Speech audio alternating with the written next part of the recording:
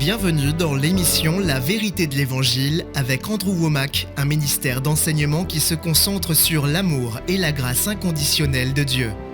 Et maintenant, voilà Andrew. Bienvenue dans notre émission La vérité de l'Évangile.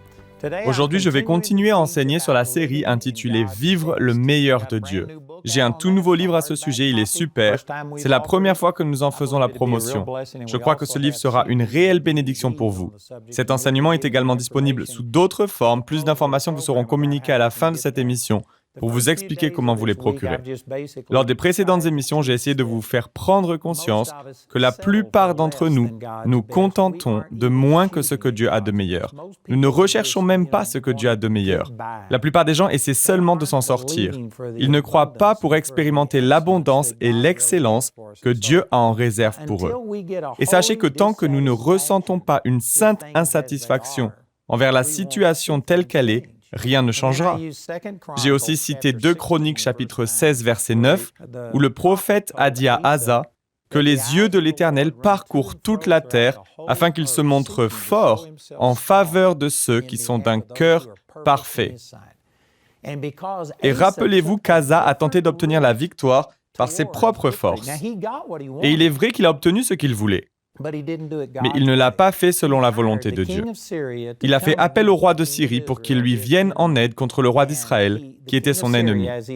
Grâce à cette offensive de la part du roi de Syrie, le roi d'Israël a dû abandonner le siège de Juda et Asa a eu ce qu'il voulait. Il a gagné la bataille sans même avoir à tirer une flèche, sans perdre un seul soldat. La plupart des gens diraient « Eh bien, c'est parfait ». Cependant, il ne l'a pas fait selon la volonté de Dieu. Et à cause de cela, le prophète lui a appris que non seulement le Seigneur aurait vaincu le roi d'Israël pour lui, mais il aurait également livré entre ses mains le roi de Syrie. Donc il s'est privé d'une immense quantité de butin. En plus de cela, il a pris tout l'or et l'argent qu'il avait, et tout l'or et l'argent du temple, il s'est dépouillé de tout et l'a donné au roi de Syrie afin d'obtenir cette victoire. Non seulement il a perdu ses propres ressources, mais il a perdu des territoires entiers, ainsi que tout le butin dont il aurait pu jouir s'il avait vaincu ces 2 autres nations. Cela représente probablement des milliards de dollars de pertes. Mais il avait obtenu la paix. La plupart des gens se diraient « Eh bien, ce n'est pas trop mal, je n'en demanderai pas plus », car la plupart des gens ne visent rien et l'atteignent à tous les coups. Mais il ne s'agit pas seulement de survivre. Il s'agit de prospérer, de s'épanouir. Dieu nous a créés pour bien plus que ce que la plupart d'entre nous connaissons. La majorité d'entre nous ne visons rien et l'atteignons à tous les coups. Je pourrais vous parler des heures de ce que Dieu a fait pour moi le 31 janvier 2002, lorsqu'il m'a dit que je le limitais. Depuis, j'ai changé mon attitude et je peux vous dire que cela fait environ 20 ans que le ministère connaît une croissance énorme. Nous avons bien plus que doublé. La taille du ministère a été multipliée par 20 ou 30. Nous voyons énormément de vies touchées et nos revenus augmentent. Nous construisons des bâtiments, nous faisons beaucoup de choses. Ça fait une énorme différence. Je me contentais de moins et Dieu m'a mis au défi de ne plus limiter son action dans ma vie. Chacun de nous limite Dieu. Peu importe jusqu'où vous êtes allés dans la vie, il y a toujours plus. Il nous faut placer notre confiance en Dieu. Dès l'instant où vous n'avez plus de vision et que vous pensez avoir accompli tout ce que Dieu a pour vous, alors il n'y a plus aucune raison pour que vous soyez là. Nous ne sommes pas sur terre pour seulement prendre de la place. Si tout ce que vous faites, c'est vivre sans objectif, alors il vous faut changer. Vous devriez vivre pleinement avec passion et détermination. Si ce n'est pas le cas, alors il y a sûrement quelque chose à faire. Vous devriez placer votre foi en Dieu pour voir de grandes choses s'accomplir. Dieu est gigantesque, il est immense. Sa puissance et ses capacités sont merveilleuses. Mais la vie de la plupart d'entre nous ne reflète pas cela. Alors qu'elle le devrait, c'est ce que Dieu désire.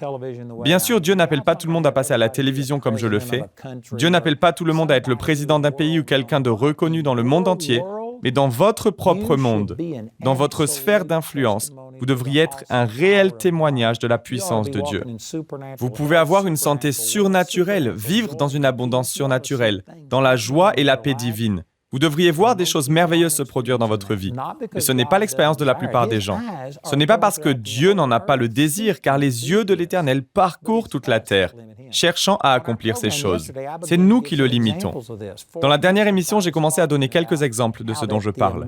Par exemple, j'ai parlé du fait que la culture américaine fonctionne sur le principe de l'endettement. Il n'est pas nécessaire de regarder bien loin pour constater que ce que je dis est vrai. Le gouvernement a une dette de plusieurs milliers de milliards de dollars. Après que Barack Obama soit devenu président, la dette publique des États-Unis a quasiment doublé en 8 ans. Barack Obama a quasiment accumulé plus de dettes nationales pendant ses 8 années au pouvoir que la dette accumulée pendant les 230 et quelques années de l'histoire des États-Unis.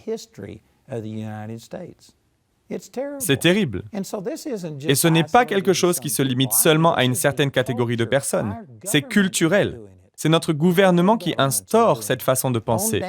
Au niveau local, c'est la même chose. Dans le secteur privé, pareil. Et la plupart des gens sont endettés. Je parlais de tout cela hier. Permettez-moi de partager avec vous quelques versets qui révèlent que ce n'est pas ce que Dieu a de meilleur. Je voudrais également vous rappeler ce qu'on a vu dans 2 Chroniques, chapitre 16, verset 9, lorsqu'il est dit que les yeux de l'Éternel parcourent toute la terre. On a vu qu'Asa n'a pas placé sa confiance en Dieu. Il a peut-être obtenu les résultats qu'il voulait, mais pas selon la volonté du Seigneur, et à cause de cela, il a connu des guerres sans fin. Non seulement il a manqué une grande victoire et le butin qui allait avec, mais il a aussi eu des problèmes à partir de ce moment-là parce qu'il n'a pas agi selon la volonté de Dieu. La fin ne justifie pas les moyens. Il y a une bonne et une mauvaise façon d'accomplir ses projets. Et lorsque le prophète a annoncé les conséquences de ses actes à Asa, le roi s'est mis en colère et l'a fait enfermer. Je sais que parmi les gens qui regardent cette émission en ce moment même, certains sont en colère contre le messager. Je ne suis que le messager, vous n'êtes pas obligé de le prendre personnellement. Laissez-moi vous lire des versets qui révèlent ce que Dieu a de meilleur, et peu importe si c'est contraire aux rêves américains et à la manière dont tout le monde pense, voici ce que dit la parole de Dieu. Deutéronome chapitre 28 liste les bénédictions réservées à ceux qui suivent Dieu et ceux qui lui obéissent. Au verset 9, il est écrit, nous sommes dans Deutéronome chapitre 28 verset 9, « Tu seras pour l'Éternel un peuple saint, comme il te l'a juré, lorsque tu respecteras les commandements de l'Éternel ton Dieu et que tu marcheras dans ses voies. Tous les peuples de la terre verront que tu es appelé du nom de l'Éternel et ils auront peur de toi. » Je pourrais vraiment m'attarder longuement sur ce verset, mais je vais continuer. Prenez quand même le temps d'y réfléchir, c'est merveilleux. Au verset 11, l'Éternel te comblera de biens en multipliant tes enfants, les portées de tes troupeaux et le produit de ton sol dans le territoire qu'il a juré à tes ancêtres de te donner. L'Éternel t'ouvrira son bon trésor, le ciel, pour envoyer au moment voulu la pluie sur ton pays et pour bénir tout le travail de tes mains. Tu prêteras à beaucoup de nations et tu ne feras pas d'emprunt. Il n'est pas dit que si vous empruntez, vous êtes dans le péché et que Dieu vous déteste. Vous pouvez mal interpréter ce que je suis en train d'enseigner et conclure que je dis que vous êtes dans le péché, que d'une manière ou d'une autre, Dieu est en colère, qu'il est mécontent envers vous parce que vous avez des dettes. Ce n'est pas ce que je dis, ce n'est pas ce que Dieu dit. Dieu vous aime et si vous avez des dettes, Dieu vous aime. Mais vous n'expérimentez pas ce que Dieu a de meilleur. Dieu désire vous amener plus loin, dans une autre dimension, afin que vous puissiez prêter, mais que vous n'ayez jamais besoin d'emprunter. Il vous comblera de biens. Il enverra la pluie sur votre pays pour bénir le travail de vos mains. Vous aurez des troupeaux et vous prospérerez en toutes choses. Il multipliera vos enfants, etc. C'est une promesse formidable qui nous montre que le fait de prêter est mieux que le fait d'emprunter. D'ailleurs, si vous regardez dans Proverbes, au chapitre 6, verset 1, il est écrit « Mon fils, si tu t'es porté garant pour ton prochain, si tu t'es engagé pour autrui, si tu te trouves piégé par les paroles de ta bouche, si tu es prisonnier de tes propres paroles, fais donc ceci, mon fils, dégage-toi, puisque tu es tombé au pouvoir de ton prochain. Va le supplier et insister auprès de lui. N'accorde ni sommeil à tes yeux, ni repos à tes paupières.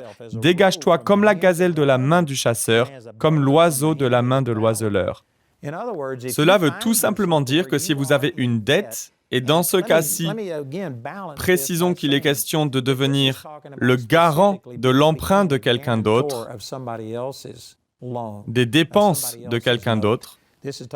Il fait mention ici d'une situation où tu t'es porté garant pour ton prochain. et nous sommes encouragés à ne pas le faire.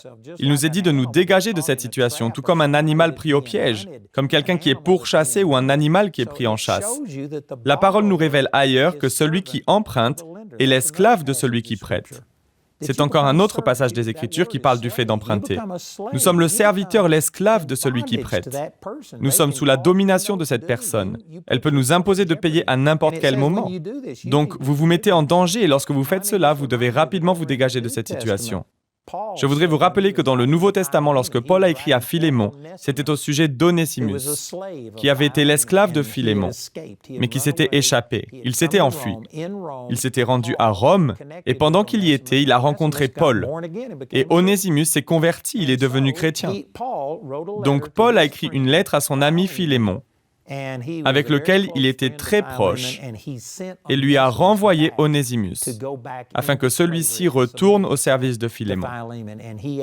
Il a demandé à Philémon d'avoir compassion d'Onésimus parce qu'il était non seulement un serviteur, mais il était également un frère.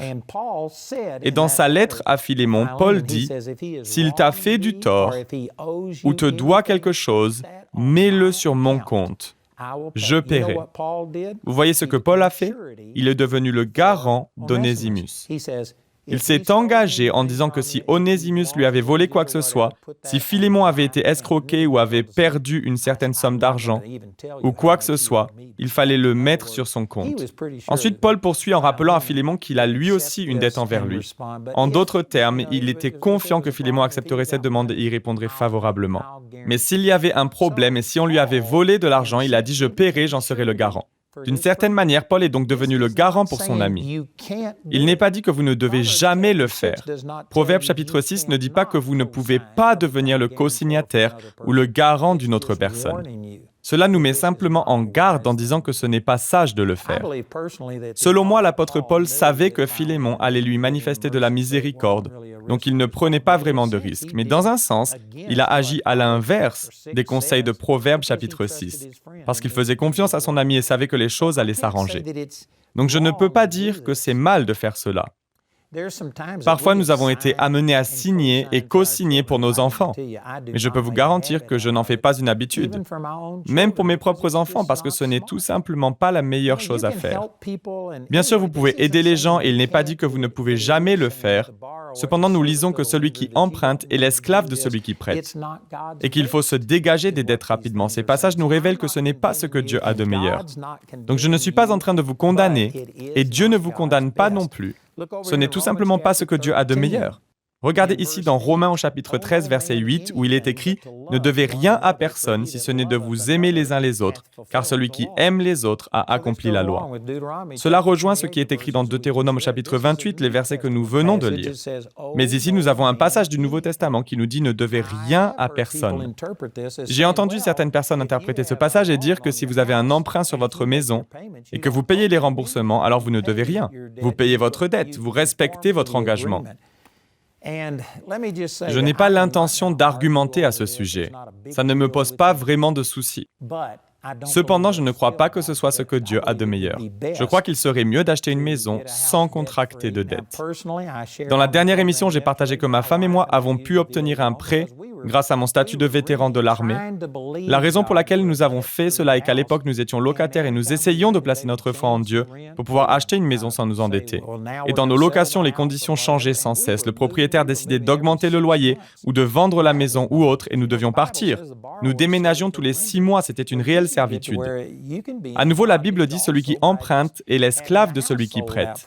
Mais vous pouvez également vous retrouver dans la servitude parce que la maison que vous louez et dans laquelle vous habitez se vend. Vous devez partir et vous n'avez aucun contrôle là-dessus. Donc, nous avons décidé de faire un emprunt. Dieu ne nous a pas détestés pour cela. Nous avons acheté une maison avec un prêt contracté grâce à mon statut de vétéran. Je n'avais pas d'apport financier, mais nous avons quand même pu trouver quelque chose et nous avons remboursé notre dette en moins de 15 ans. En remboursant rapidement, nous avons sans doute économisé des dizaines de milliers de dollars. Je n'étais pas sous la condamnation et je ne vous condamne absolument pas, mais je dis que ce n'est pas ce que Dieu a de meilleur. Et je vois constamment des publicités qui proposent des offres pour changer les mensualités sur votre maison. Ils vous diront qu'ils vous permettront d'économiser des des centaines, voire des milliers de dollars par mois, et qu'il vous sera ainsi possible d'acheter un nouvel écran plat ou autre. S'il était possible de revoir le financement de votre maison, et ainsi de diminuer vos remboursements de centaines ou même de milliers de dollars par mois, alors plutôt que de vous endetter davantage en achetant toujours plus de choses, plus de joujoux, la chose à faire serait de recalculer le financement de votre logement et d'utiliser cet argent supplémentaire pour rembourser votre emprunt le plus rapidement possible. Alors comprenez bien ce que je suis en train de dire. Dieu n'est pas en colère contre vous. Je ne suis pas en colère contre vous. Mais les Écritures révèlent que ce n'est pas ce que Dieu a de meilleur. À nouveau, Deutéronome ne dit pas que le Seigneur vous déteste et que vous êtes dans le péché si vous avez une dette envers quelqu'un. Mais il est écrit que Dieu vous bénira à un tel point que vous n'aurez pas besoin d'emprunter. Vous pourrez prêter au lieu d'emprunter. Et il est dit ici dans Romains, au chapitre 13, verset 8, « Ne devez rien à personne ». J'ai 2 hommes qui travaillent pour moi et qui enseignent sur le sujet des finances. Paul Milligan a été le PDG du ministère. C'est un homme d'affaires prospère. Il y a également Billy Epperhart, qui est un magnat de l'immobilier qui a gagné des millions de dollars en achetant et en revendant des maisons. Ces 2 hommes font la distinction entre l'appréciation ou la dépréciation d'une dette. Ils disent qu'il n'y a pas de mal à emprunter de l'argent lorsque vous l'investissez dans un bien qui va augmenter en valeur, comme l'immobilier par exemple qui prend de la valeur. Ça demeure un risque parce que le marché de l'immobilier n'augmente pas toujours.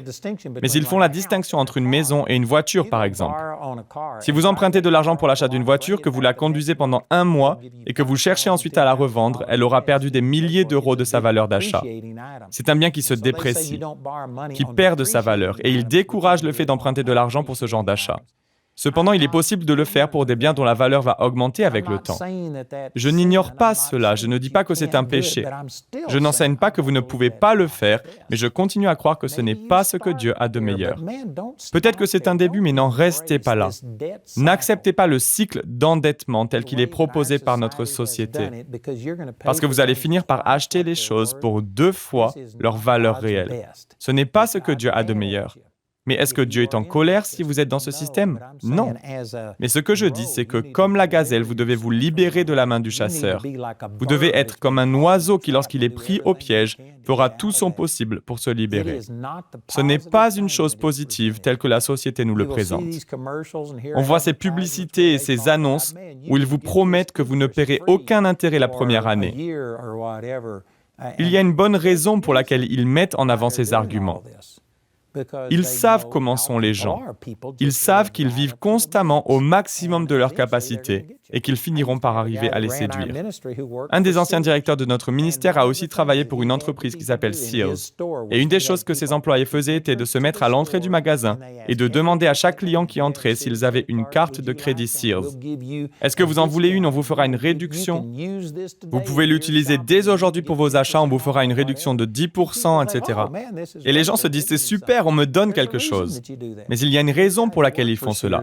Cet homme qui avait travaillé chez Sears me disait, j'ai oublié les statistiques exactes maintenant, mais les chiffres indiquaient que ceux qui possédaient cette carte de crédit Sears dépensaient bien plus que ceux qui faisaient leurs achats en espèces. Ils ont calculé que grâce aux bénéfices générés par cette carte de crédit, ils se faisaient des millions et des millions de dollars. C'est la raison pour laquelle ils vous font ces offres promotionnelles. Ils ont ces produits d'appel parce que la personne moyenne vit à crédit et finit par dépenser bien plus que ce qu'elle devrait et à payer des intérêts. Ce système n'est pas à votre avantage. Ce n'est pas ce que Dieu a de meilleur. Loué soit Dieu. Je sais qu'il y a des millions de personnes qui regardent cette émission et qu'il y en a beaucoup qui n'apprécient pas ce que je dis. Parce que vous êtes satisfait de votre situation. Vous pensez, eh bien, j'ai de belles choses, tout va bien. Retournez dans 2 Chroniques 16. Asa a eu ce qu'il voulait. Il a réussi à faire fuir le roi d'Israël. Il a obtenu ce qu'il désirait. Mais il n'y est pas arrivé selon la volonté de Dieu. Du coup, il s'est privé de certaines choses. Et en plus, il a eu des problèmes le restant de sa vie parce qu'il n'a pas fait les choses à la manière de Dieu. Frères et sœurs, vraiment, il y a quelque chose de meilleur que ce cycle d'endettement dans lequel la plupart d'entre nous vivons. Si vous êtes en plein dedans, ne vous sentez pas condamné. Dieu n'est pas en colère contre vous, je ne suis pas en colère contre vous, mais j'essaie de vous encourager à aller plus loin, vers ce que Dieu a de meilleur. Vous savez, dans certains de mes enseignements, je parle de la victoire dans le domaine des émotions, du fait que lorsque je place ma confiance en Dieu, Je peux marcher dans la joie. Même lorsque je n'en ai pas envie, je m'appuie sur ce que dit la parole de Dieu. Et à chaque fois que je parle de ces choses, je suis conscient qu'il y a toujours des personnes qui entendent mon enseignement et qui ont traversé des tragédies, qui ont été dépressives, découragées et même suicidaires. Elles se sentent condamnées par ce que je dis et elles se mettent en colère contre moi en pensant que je suis en train de dire qu'elles sont dans le péché et que Dieu les déteste. Ce n'est absolument pas ce que je dis. Ce n'est pas non plus ce que j'affirme concernant les personnes qui sont dans l'endettement. Tout ce que j'essaie de dire, c'est qu'il y a quelque chose de mieux. Vous n'êtes pas obligé de vivre comme tout le monde. Vous n'êtes pas obligé de vous contenter de moins que ce que Dieu a de meilleur. Et je ne comprends pas pourquoi les gens se mettent en colère contre moi lorsque je dis ces choses. Je ne vous condamne pas. J'essaie simplement de vous aider à faire mieux. J'essaie de vous dire que Dieu a quelque chose de meilleur. Pourquoi voudrait-on acheter quelque chose pour le double de son prix? La seule explication que je vois, c'est que les gens sont impatients. Ils veulent les choses tout de suite et se disent « Pourquoi est-ce que je devrais attendre 5 ou 10 ans alors que je peux l'avoir tout de suite ?» La réponse est que vous pourriez l'obtenir sans toutes les difficultés qui y sont associées, sans le stress et sans avoir à payer des sommes supplémentaires, sans toutes les difficultés que cela engendre dans votre couple, votre santé ou autre. Il y a une bonne et une mauvaise manière d'accomplir les choses. Dieu veut vous voir prospérer.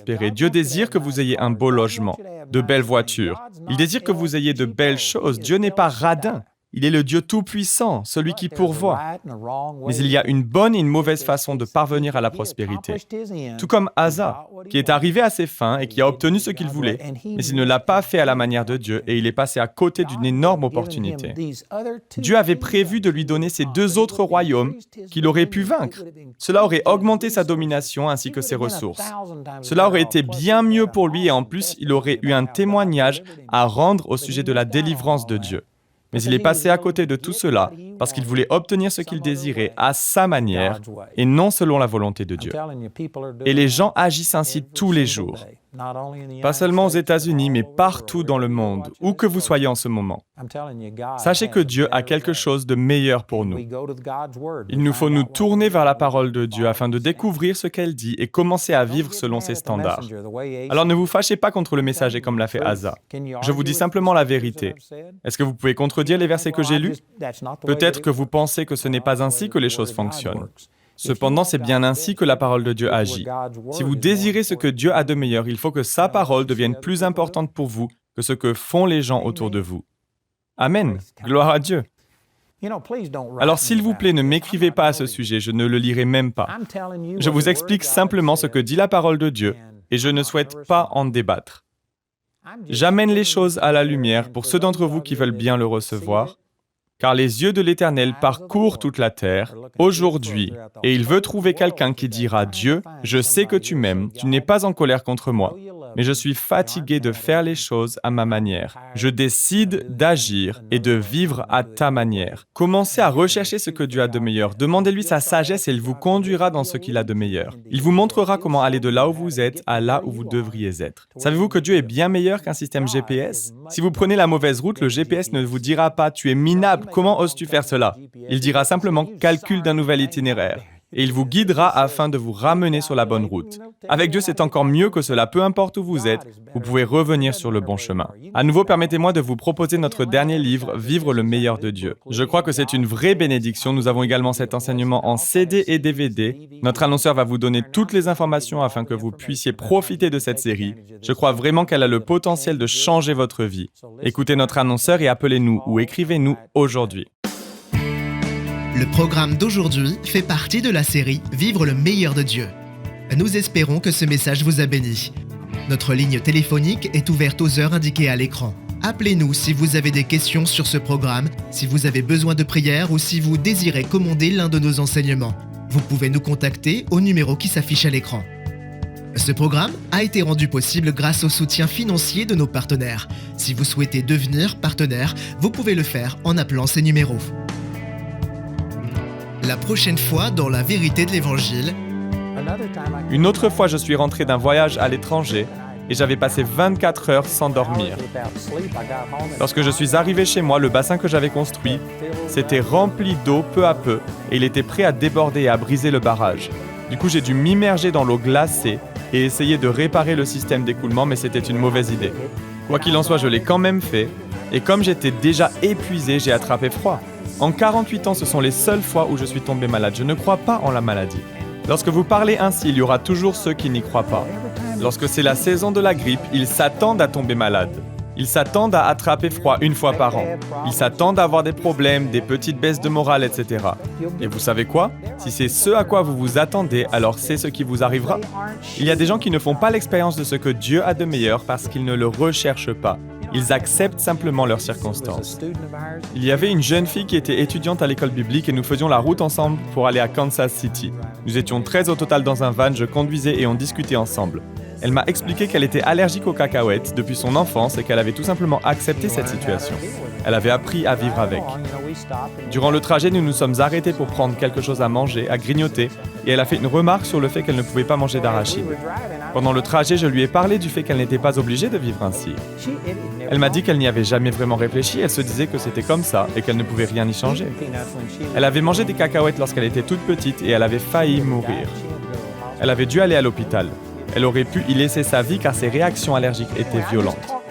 J'ai parlé de tout cela avec elle et je lui disais que Dieu pouvait la guérir de ce problème. Je lui ai dit qu'elle n'était pas obligée de vivre ainsi et elle a commencé à croire pour expérimenter ce que Dieu avait de meilleur pour elle. Nous ne l'avons pas su tout de suite, mais lorsque nous nous sommes à nouveau arrêtés pour faire le plein d'essence, elle a acheté une barre de chocolat remplie de cacahuètes et l'a mangée sans en parler à personne.